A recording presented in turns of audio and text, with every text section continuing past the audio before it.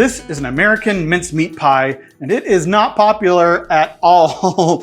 I wouldn't be surprised to hear that most people in the US don't even know what it is, which is why I was shocked when I learned that mincemeat is one of the most popular Christmas treats in Britain. So I have to try a British mincemeat pie and compare it to its American cousin. For the American version, I got the recipe off the back of the jar of filling.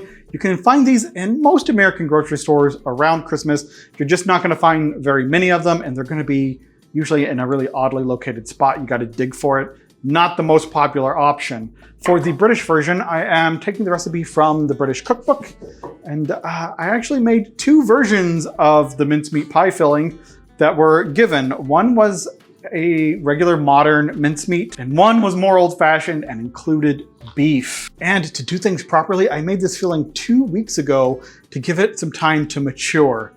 So here I have two jars. One has beef in it, one has none. And I'm interested to see what this smells like compared to the filling that I used for the American one. Let's see if we can get a pop on this. Smells good. Now for the one with beef. This is the one I'm the most worried about it having an odd smell to it. Doesn't smell off, it smells good.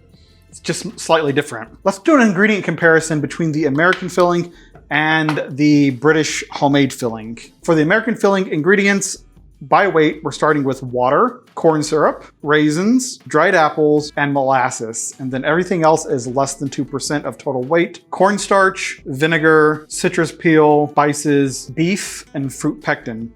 So this does have a little bit of actual beef in it. It's mostly corn syrup, like everything in America these days. Most notably though, there is no fat included in the American version, which provides a stark contrast to the British version, which I made 2 weeks ago. So let's take a look at that. I started off with 375 grams of mixed dried fruit. I used currants, raisins, and golden raisins, and I soaked that in 120 milliliters of brandy for a couple of hours.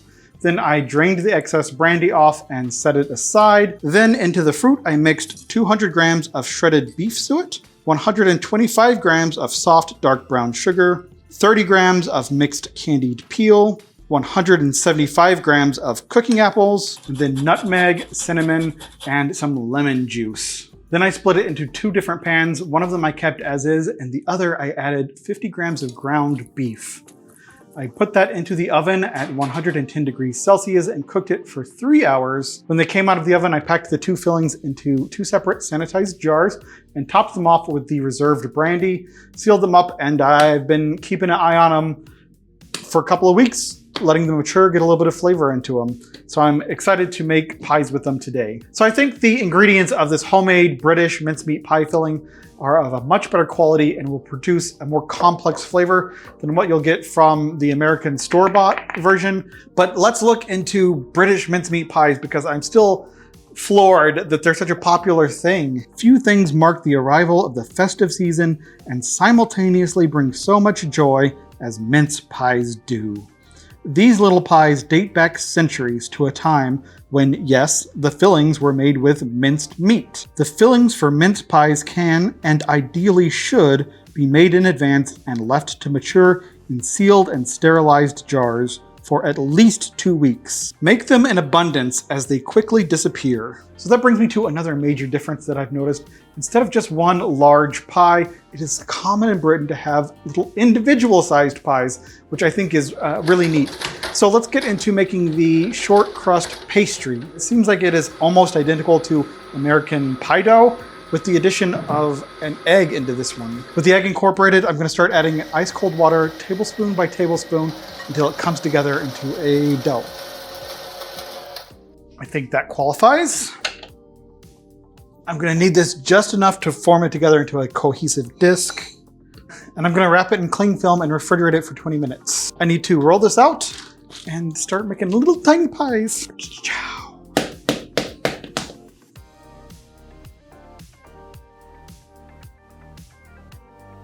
I'm gonna put these bases into the little cups. These are making the tiniest little cakes or pies. Oh my God. 2 teaspoons of mincemeat in each one. That is the tiniest little bit. I'm just gonna go ahead and put a tablespoon in each. This is way more filling than I needed for this recipe, but what that means is I can make another couple batches of this. For these, I'm going to cut a little cross in the top. That's the regular ones. And then sprinkle with turbinado sugar. Let's do the same thing with the beef side. For the beef ones, I'm going to put 2 parallel slices. The oven has been heated to 180 Celsius, 350 Fahrenheit. I'm going to bake these for 20 to 25 minutes. Looky, looky, looky. Okay.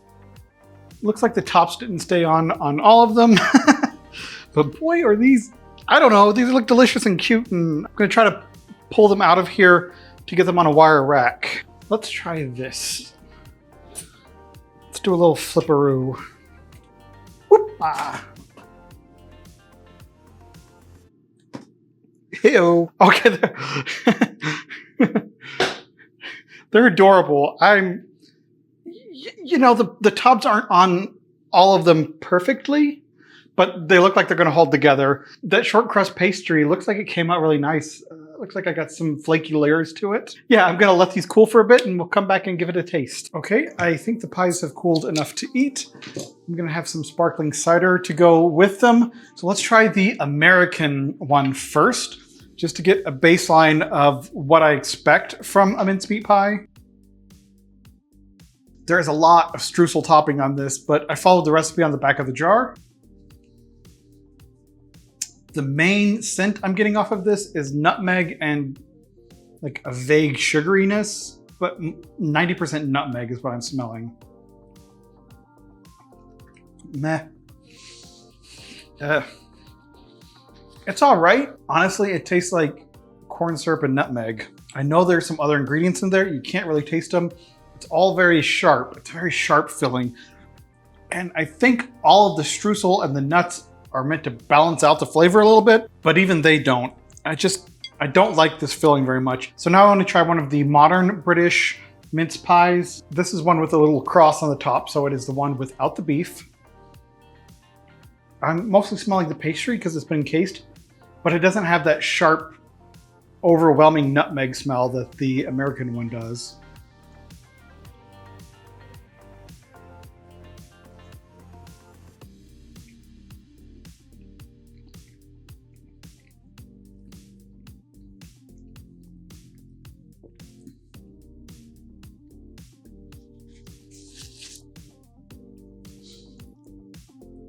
All right, I don't know how to process that flavor. I really like it. These aren't the same pies. They might share a common ancestor, but they have sharply diverged, or at least maybe the American one sharply diverged. So first and foremost, this filling has a texture to it, a natural texture. It's not just thickened goo like the American mincemeat pie filling. Second, I can actually taste the fruit, the raisins, the currants. A little bit of the mixed peel comes through. I mean, I couldn't taste that at all in the American one. The sweetness level, the sweetness of this is about 1/3 of the sweetness of the American one. The seasonings in this one are balanced a lot better. It's not as sweet, it has a better texture, and there is a savoriness, like an umami feel to it. The fat. This has beef suet in it, which, let me tell you, getting beef suet in the US is not the easiest. I finally got some off on Amazon that was relatively affordable. I think it was $16 for a 2-pack. One was a beef suet and one was a vegetarian suet, and it took like 2 weeks to get delivered. But that beef suet really makes a difference with the flavor and the texture, I think, the richness of the filling. This short crust pastry is really good too. It's not that different than an American pie crust, but at least for me, it came out flakier than my American pie crusts tend to do. When I heard mincemeat pie was popular in the UK, I thought, okay, it doesn't have the best reputation here in the US. I didn't have the best expectations of it. And that is because I was thinking it was this filling. It's a very different kettle of fish. Is that the saying? Let me try the one with the beef in it. And I know this is a very, very old style, I don't know if anybody still does these, but let's see if the beef is worth it. tasty. It doesn't taste beefy. It's strange. It mellows it out even further, so it is just a deeper flavor altogether. Doesn't taste beefy in the least.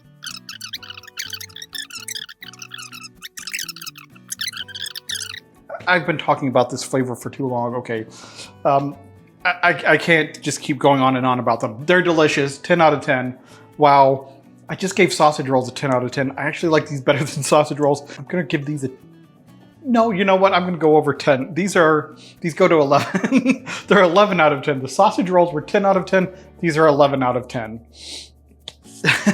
Genuinely something I will make again. Definitely worth the effort. Definitely worth making the filling ahead of time and letting it mature. Altogether tasty. If you're in the US and you've had mincemeat pie before, but only from the store-bought jar, you don't know what it is. This store-bought jar it's not it. It is not it. The American mincemeat pie, I decided to give 5 stars out of 10, and 4 of those stars come from the crust and the streusel. The filling is only 1 star. For the regular modern British mincemeat pies, I'm giving those a 9 out of 10. Very, very delicious. I like them a lot. And the one with the beef in the filling, I'm giving 11 out of 10. That's the one I like the best. Surprisingly, I was expecting it to be the odd man out, but it adds a lot to it. But that's all for today. If you have liked this video, please give it a like. That helps more than you can know. If you have not already and you would like to, please subscribe. Thank you so much for watching, and I will see you in the future.